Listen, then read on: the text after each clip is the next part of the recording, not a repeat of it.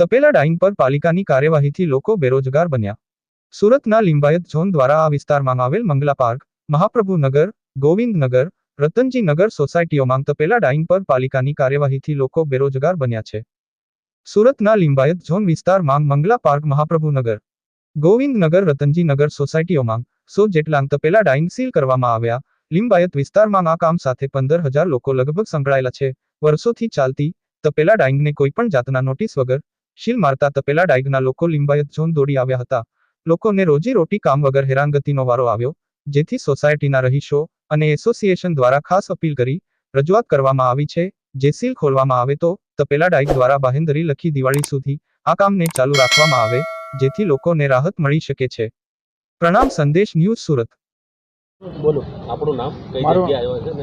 મારું નામ મોહમ્મદ અઝહરુદ્દીન અંસારી છે અને આપણે રહેવાનું લિંબાયતમાં છે। ડાઈંગનું ખાતું ચાલ્યું છે નાનું મોનું, બધા પરિવાર અને ઘર બધાને લઈને આપણું ખાતું ચાલતું છે નાનું અમથું।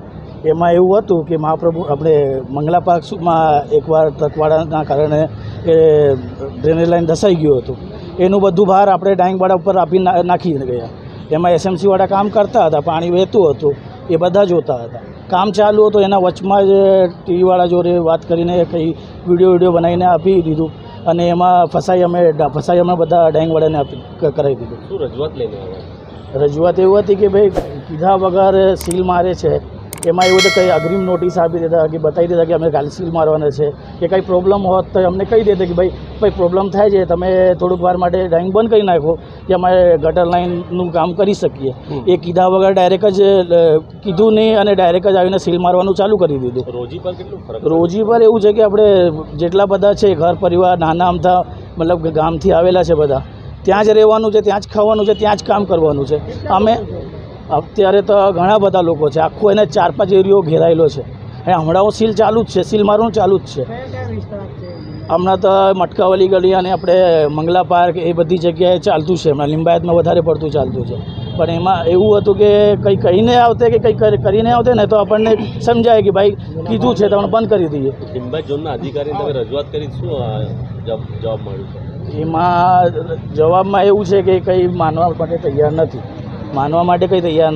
એ માનીને કોઈ ટાઈમ આપી દે કે ભાઈ અગ્રિમ નોટિસ આપી દે કે તમે આટલા દિવસમાં ખાલી કરી દો કે આટલા દિવસમાં તમને ચલવું છે કે નહીં ચલવું છે, એ પ્રમાણે અમે કંઈ કરી શકીએ છીએ। આટલા વર્ષથી આ તપેલા ડાઈંગ ચાલતી હતી, અમને જ આ લોકો એમ કરી શકો, કંઈ લાગે છે તમને કંઈ? એમાં એવું હતું કે ભાઈ આ નાની અમથી વાત હતી, ડ્રેનેજ લાઈન અગર બની જતે ને તો એમાં અમારે એનો વિડીયો વાયરલ કરી નાખ્યો, વિડીયો બનાવીને। વાત કોઈ લાંબી નહીં હતી, એક ડ્રેનેજ લાઈન તૂટવાના કારણે આપણું બધું કામ બગડી ગયું।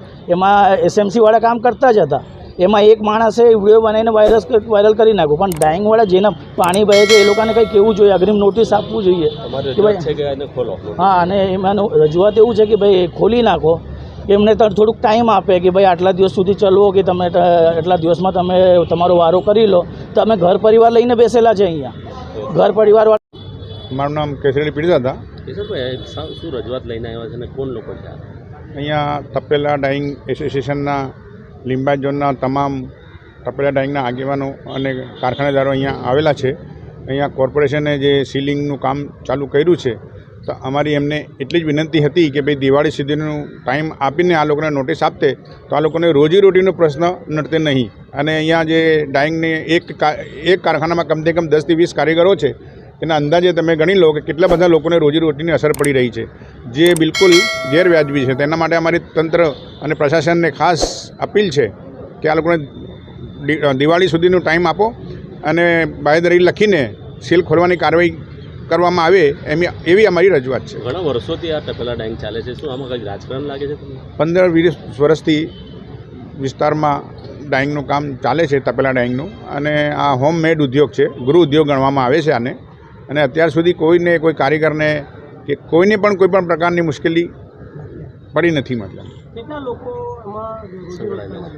આમાં ટોટલ આખા લિંબાયત ઝોનની વિસ્તારમાં વાત કરીએ તો 15 થી 25 હજાર જેવા કામદાર વર્ગ આવે છે અને આ લોકોને રોજીરોટી પર બહુ મોટી અસર પડે એવું છે। મતલબ દબાણ છે, સાહેબને એવું કેવું છે કે ઉપરથી દબાણ છે, એના માટે આ કામગીરી અમે કરી રહ્યા છે। અને અમારી એટલી જ વિનંતી છે કે ભાઈ દિવાળી સુધી બધાને ટાઈમ આપીને યોગ્ય કરવામાં આવે, એવી અમારી ખાસ રજૂઆત છે। ડેપ્યુટી કમિશનર સાહેબ પટેલ સાહેબને લિંબાયત ઝોનના છે એમને અમે બધા મળીને રજૂઆત કરી છે. એમણે કીધું છે કે ભાઈ ઉપરથી મતલબ જે આદેશ આવશે કમિશનર સાહેબનો અને બીજા બધા અભિપ્રાયો લઈને અને બાંહેધરી આપીને અમે કોશિશ કરીશું ખોલવાની. આ લોકો ધારાસભ્ય સંગીતાબેન પાસે બી ગયેલા, શું રજૂઆત કરી? મારા હાજી રેહાનભાઈને ખબર છે એના માટે.